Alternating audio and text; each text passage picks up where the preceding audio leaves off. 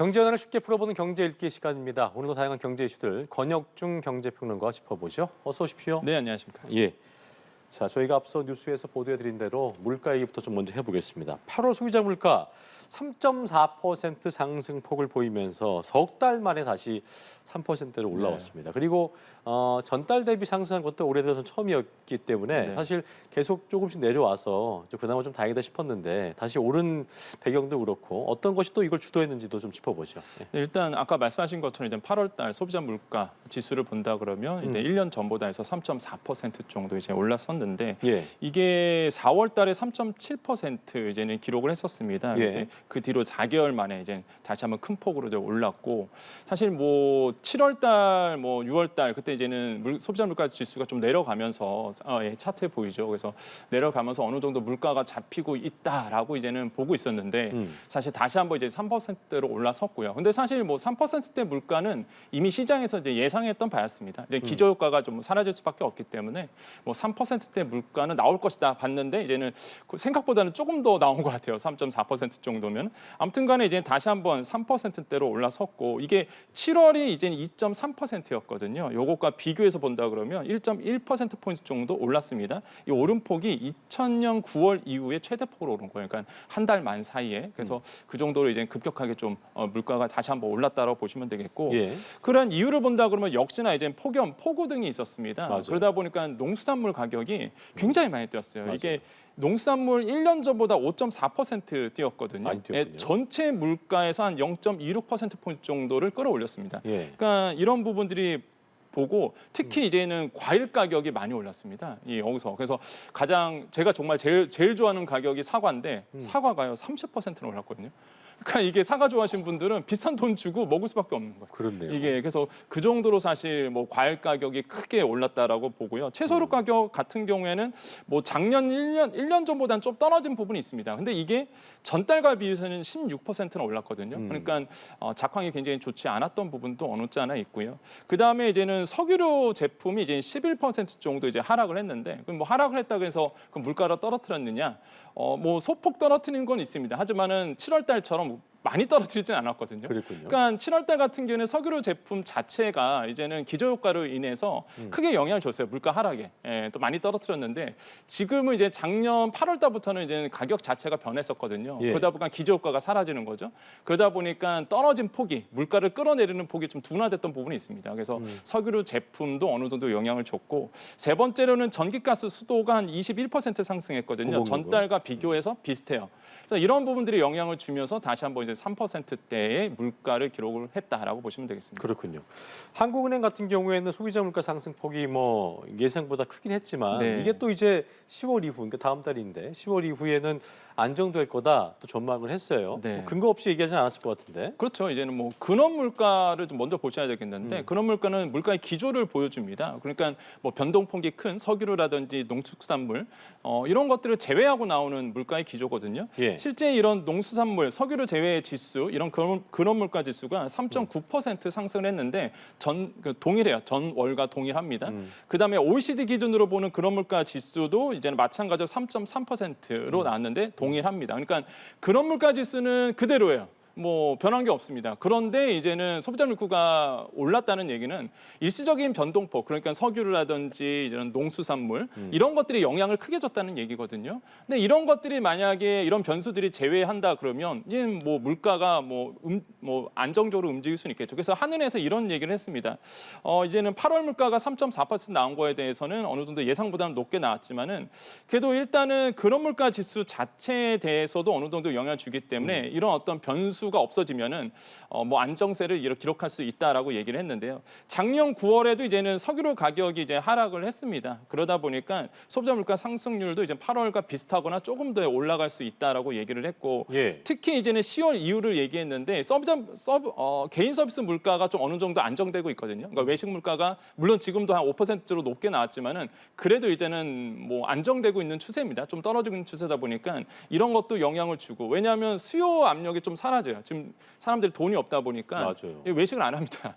그래서 이런 부분도 이제는 더 하반기에 나올 것이고 그다음에 농수산물 가격이 계절적 요인이 있겠죠. 이제는 뭐 말 그대로 폭우가 있었기 때문에 올랐는데 뭐 안정세를 이제는 기록할 것으로 보고 다시 있습니다. 공급이 좀 이루어질 테니까. 예, 그렇죠? 그러다 이런 보니까 이런 요인 때문에 이제 10월 이후에는 어느 정도 3%대 내외 정도, 요 정도에서 이제 움직일 거다라고 이제 하늘에서는 예상을 하고 이로 있습니다. 내려오긴 좀 쉽지 않는 상황이거든요. 그렇죠. 예, 그렇죠. 그때는 워낙 그 석유류 제품의 기저효과 때문에 맞아요. 2%대로 일시적으로 그때도 말씀드렸지만 부분들. 일시적으로 내려온 거지. 지금의 전체적인 컨센서스는 3%대 물가거든요. 지금 그랬군요. 하반기도 그래서 그 정도로 이제는 움직일 거다라고 보고 있습니다. 알겠습니다. 그리고 저희가 아까 얘기했어요. 오늘 법안 국회 법도 통과했는데 네. 6일 쉬는 거. 맞습니다. 사실 뭐 희비, 그러니까 이걸 좋아하는 분도 있을 거고 또 아유 또 힘들다 하시는 분도 계실 텐데 네. 또 그 중에 한 분들 이제 그 한 부류들이 이제 우리 또 상차림 하셔야 되는 어머님들, 네. 주부님들은 어렵거든요. 상차림 맞습니다. 뭐 물가도 많이 올랐기 때문에 뭐 과일도 그렇고 닭고기도 그렇고 성수품 가격이 많이 올라갔고 상차림 걱정하시는 분들 많아요. 근데 이거에 네. 대해서 정부가 대책을 좀 내놓은 게 있는데 명절 물가 안정 대책 670억 원 투입하겠다 계획을 밝혔거든요. 네. 실효성이 좀 있을까요? 어떻게 예상해 볼 수 있을까요? 그러니까 사실 뭐 저는 어느 정도 물가 안정에 조금은 뭐 영향을 줄 수 있다. 왜냐하면 이 얘기가 뭐 오히려 이제는 뭐 물건을 푼다, 뭐 돈을 푼다 얘기라기보다는 주요 품목에 대해서 이제 말 그대로 이제 다운시키겠다는 거거든요. 그러니까 주요 추석 물가를 좀 낮춘다 그런다. 뭐 예를 들어서 많이 쓰는 제수용품 같은 중심으로 가격을 낮춘다 그러면 다른 상품에도 영향을 줄 수밖에 없거든요. 올리지는 못하겠죠. 그러다 보니까 이런 점에서 이제 물가 안정 대책이 나왔던 거죠. 그래서 670억 원 규모로 해서 농축수산물에 대해서 할인 지원 방안을 발표를 했었죠. 여기에 핵심이 그런 것 같아요. 주요 품목에 대해서 최대 60% 할인해 준다. 그러니까 이게 정부가 내놓는 게 한 20에서 30% 할인이고요. 뭐 농협, 축협, 수협 이런 데에서 하는 추가적으로 할인을 해서 최대 60%까지 주요 품목 한 20개 품목 되는데 이게 품목에 대해서 60% 할인이 들어가면 이런 부분에서는 어느 정도 장바구니 물가는 좀 낮아질 수는 있겠죠. 예. 하지만 변수가 있습니다. 이게 김영란법이 좀 완화가 됐거든요.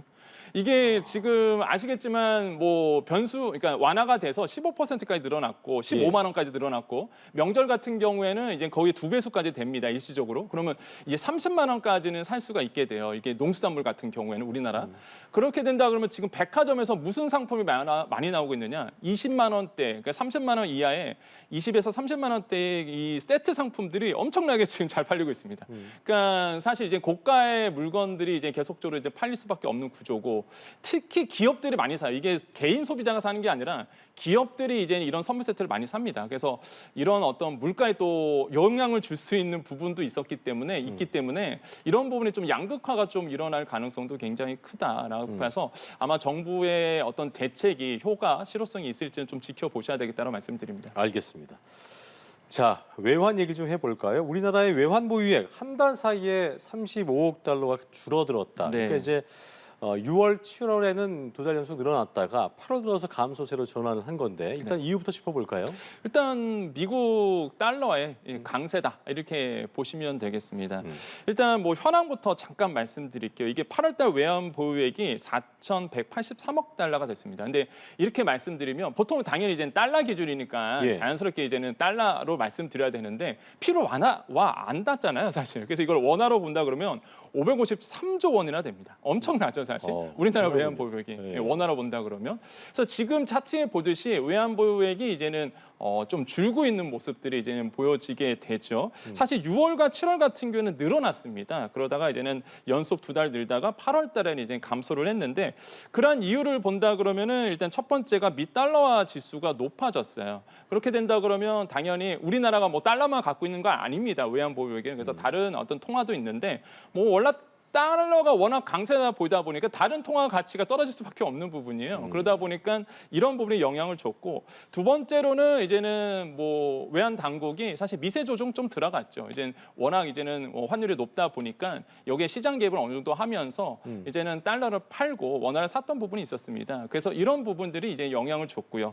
세 번째로는 이제 국민연금과의 외환 스와프가 있었습니다. 여기에서 보면서 달러를 좀 내줬던 부분이 있거든요. 이런 것 때문에 이제 영향을 주면서 이제 이제는 뭐 외환보유액이 소폭 이제 감소된 부분이 있는데, 예. 근데 많은 분들이 그러실 거예요. 그럼 와 이게 2달 높다가 다시 한번 8월달 외환보유액 감소되면 문제가 있는 거야? 아니야 이럴 테실 텐데 그러지는 않습니다. 아직 우리나라 외환보유액은 탄탄하고요. 지금 세계 기준으로 본다면 8위 정도가 되거든요. 8위예요? 예, 8위 정도가 됩니다. 아까 우리나라 외환보유액 4,183억 달러라고 말씀을 드렸는데 일단 1위는요 3조 2,043억 달러를 가지고 있는 중국입니다. 그다음에 2위가 이제 일본이고요. 외환보유액 규모로 본다 그러면 뭐 스위스, 인도, 러시아 순, 그다음에 대만, 사우디아라비아 순이거든요. 여기까지 그다음에 7위고. 한국이군요. 예, 예. 그런 다음에 이제 우리나라의 한국이기 때문에 외환보유액 규모로 본다면 세계 8위 정도 되고 뭐 외환보유액 부족해서 문제가 정도의 금액은 아니다. 하지만 이제는 줄고 있는 부분이고 앞으로 또 환율이 치솟게 되면은 또 외환 당국이 개입을 할 수밖에 없는 부분이 있거든요. 그렇죠. 그런 것까지도 이제 대비를 좀 하셔야 되겠다는 말씀을 드립니다. 예. 자, 그런 상황에서 원달러 그 환율의 추이를 좀 봐야 되는데 상승세를 좀 보이고 있는 것 같다는 네. 생각이 듭니다. 최근에 뭐 위안화도 그렇고요. 아시아 그 주요국들의 통화가 좀 동반 약세를 보였기 때문에 이게 영향을 받는 것 같기도 하고. 네. 일단 앞으로의 환율 전망을 좀 먼저 좀 해볼까요? 근데 환율은 제가 봤을 때는 높아질 수밖에 없을 것 같아요. 높아질 수밖에 왜냐하면 결제 수요도 많아지고요. 무엇보다 이제 위안화가 우리나라에 이제는 어떤 커플 현상이 일어나는데 네. 위안화 가치가 굉장히 떨어집니다. 아시겠지만은 지금 시장에서는 바이 차이나 바이 차이나 이런 얘기를 해요. 하나는 이제 사는 거고 하나는 떠나는 거죠. 바이 예, 차이나, 그렇죠. 바이 차이나, 바이 차이나. 그렇죠. 예. 예. 그러다 보니까 이제는 말 그대로 지금 중국 시장에서 이제 떠나시는 투자자들이 굉장히 많습니다. 위안화 가치가 떨어질 수밖에 없고 그러다 보니까 우리나라의 이제 원화 가치도 덩달아 이제 떨어질 수밖에 없는 부분이다 보니까 뭐 예. 아시겠지만 부동산 경기 때문에 그래요. 중국은. 그래서 이런 것들도 영향을 주고 있다. 그 다음에 이제는 유럽 중앙 은행 총재죠. 예, 유럽 중앙은행 총재 리가르드 총재가 이런 얘기를 했습니다. 인플레를 낮추기 위해서 단호하게 움직일 거다 이러면서 사실 뭐 14일에 이제는 기준금리를 결정을 하는데 지금 뭐 시장에서는 동결로 예상하고 있지만 그래도 이제 계속적인 매파적인 발언이 나왔기 때문에 이런 것도 네. 우리나라의 환율에 영향을 줄 수밖에 없고 특히 이제는 지금 뭐 이거는 뭐 경제 이슈기도 하고 정치 이슈기도 한데 외평기금에 대해서 이제 대규모 공자기금으로 쓰겠다라는 이제 정부가 이제 얘기를 했어요. 그래서 이 세수가 지금 48조 정도가 이제 결손에 날 가능성이 굉장히 큽니다. 특히 이제는 불용액 그러니까 예정 사업을 있었는데 예정 사업이 취소되면서 남은 돈, 그다음에 세계잉여금 그러니까 작년에 예산에서 남은 돈 이거를 다 써도 이제 사실 15조에서 한 25조 원 정도가 필요하거든요. 그러니까 이 금액을 어디서 메꾸느냐? 지금 이제 정부 당국은 외평기금에서 한 20조 원 정도. 그러니까 이제 외평기금은 우리나라의 환율 조정을 위해서 모아둔 돈이거든요. 그게 금액 어떻게 되는 거예요? 예, 이 정도가 한 20조 원 정도를 20조. 쓰겠다는 얘기예요. 이제 거기 있는 금액에서 20조 원을 지금 이제는 공자기금으로 이제 넘기겠다는 얘기거든요. 공자기금은 일단은 뭐 예산 자체들을 다 모아놓은 겁니다. 그러니까 필요한 기금을 위해서 한반도로 이렇게 저수지 역할을 하는 기금이거든요. 그러니까 좀 만약에 좀 부족한 기금이 있으면 거기다가 돈을 빌려주기도 하고. 어허. 그러니까 이제 외평기금에서 공자기금으로 한 20조 원 넘기고 네. 이 공자기금에서 이제 부족한 세수 부분이 있으니까 일반 회계론으로 전환하겠다 이런 구조로 짰는데 예. 지금 이제 시작 일각에서는 지금 건드리지 않아야 될 그래서 왜 건드리냐 이게 우리나라의 말 그대로 외환을 움직이기 위한 방어를 하기 위한 뭐 예적금 같은 건데 이거에 대해서 이제 세수 부족으로 인해서 쓴다라서 이제 비판도 나오고 있는 부분이 있습니다. 그래서 그렇군요. 근데 사실 지금 아까도 말씀드렸지만 외환 방어를 위해서 환율 방어를 위해서 달러 팔고 원화를 많이 갖고 있거든요. 사실 외평기금이 지금 그 원화를 이제 쓰겠다는 얘기거든요. 그래서 뭐 아이디어 차원에서 나왔던 부분이고 뭐 또 구조는 뭐 틀린 구조는 아니라고 저는 생각을 해봅니다. 그래서 이런 부분에 과연 현실화 될지도 이제 보셔야 되겠다라고. 이미 2016년도에 이게 5조 원 정도가 한 경험이 있어요. 아, 있어요. 네, 이전에? 이미 있습니다. 그래서 일년이 5조 원 정도 이제 쓴 경험이 있기 때문에 뭐 처음 있는 일은 아니다라고 다시 한번 이번에는 좀 말씀드립니다. 규모를 늘려서 네, 맞습니다. 20조 원 정도. 알겠습니다. 자, 그리고 아파트 얘기 좀 해볼까 싶은데 수도권 아파트 최근에 뭐 분위기 괜찮잖아요. 네. 가격도 그렇고. 근데 1순위 청약 경쟁률이 지난달 기준으로 했을 때 연초에 비해서 13배도 아니고 130배가 늘었다고 하더라고요. 네. 그럴 수밖에 없는 게 1월 달에 청약 경쟁률, 그러니까 수도권입니다. 지방 아니고요. 수도권의 1순위 청약 경쟁률이 0.28대 1이었어요. 워낙 뭐 1대 1도 안 됐었습니다. 그랬군요. 그때와 비교해서 봤을 때 8월 달이 36대 1. 지금 표현이 예, 표에 나오죠. 36.62대 1일로 나왔어요. 그러니까 이제 당연히 높아질 수밖에 없는 부분이고 그랬군요. 이게 1순위 청약의 경쟁률이 다시 한번 높아지고 있는데 그런 이유를 본다 그러면 분양가입니다. 그러니까 계속적으로 건설 원가가 높아지다 보니까 분양가가 높아질 수밖에 없는 구조예요. 그렇군요. 그러다 보니까 많은 분들이 내 집 마련을 위해서 나 지금 못 사면 이거 평생 못 사겠구나라는 생각에서 청약 시장에 뛰어드는 부분이 있었고 그다음에 청약제도 개선이 됐습니다. 이번에 눈에 띄는 게 저 뭐 청약 통장의 부부 부부가 있잖아요. 보통은 이제 청약 넣는다 그러면 하나를 버려야 되는데 맞아요. 부부 합산으로 이제 기간을 해주는 거예요. 예. 합산으로 되는군요. 예, 이게. 근데 이제는 다 합산해서 플러스는 되는 건 아니고 예를 들어서 내가 청약통장 가지고 있으면 와이프께 있잖아요. 그 와이프에 대해서 일부분만 좀 어느 정도 가산을 해줍니다. 아, 일부분. 예, 일부분만. 그래서 그대로 다 하는 거죠. 그대로 다 하진 않고요. 아이고. 그래서 그래도 없었던 제도가 들어오다 낫죠, 보니까. 그래도. 예, 예. 그래서 이제는 청약통장을 쓰시는 분들이 또 많아졌죠. 그래서 이런 부분 때문에 이제는 청약에 대한 인기가 이제는 높고 있다라고 말씀을 드리겠고 사실 이런 부분이 또 내년에도 아마 영향력을 이제 발휘할 것으로 보고 있습니다. 근데 다만 저는 이제 대출 부분이 풀렸기 때문에 영향을 줬다고 보거든요. 특례보금 자료가 한시적으로 운영되는 겁니다. 사실 특례보금 자료 끝나면 이제 대출 부분에서 다시 한번 쪼이기로 들어갈 수밖에 없는 부분이에요. 그래서 제가 봤을 때는 고금리 상태가 유지될 거고 그다음에 만약에 대출 부분에서 특례보금자리론처럼 뭐 말 그대로 특례로 자금이 풀리지 않는 이상은 글쎄요. 내년에 부동산 시장 뭐 지켜보셔야 되겠지만은 대출을 받아서 그러니까 과도한 레버리지를 통해서 청약 시장에 뛰어드는 거는 굉장히 위험하다라고 다시 한번 좀 말씀을 드립니다. 예, 이런 점들을 꼭 강조를 해야 된다고 말씀을 드려요. 알겠습니다. 경제 읽기 지금까지 권혁중 평론가와 함께했습니다. 오늘 말씀 고맙습니다. 네, 감사합니다.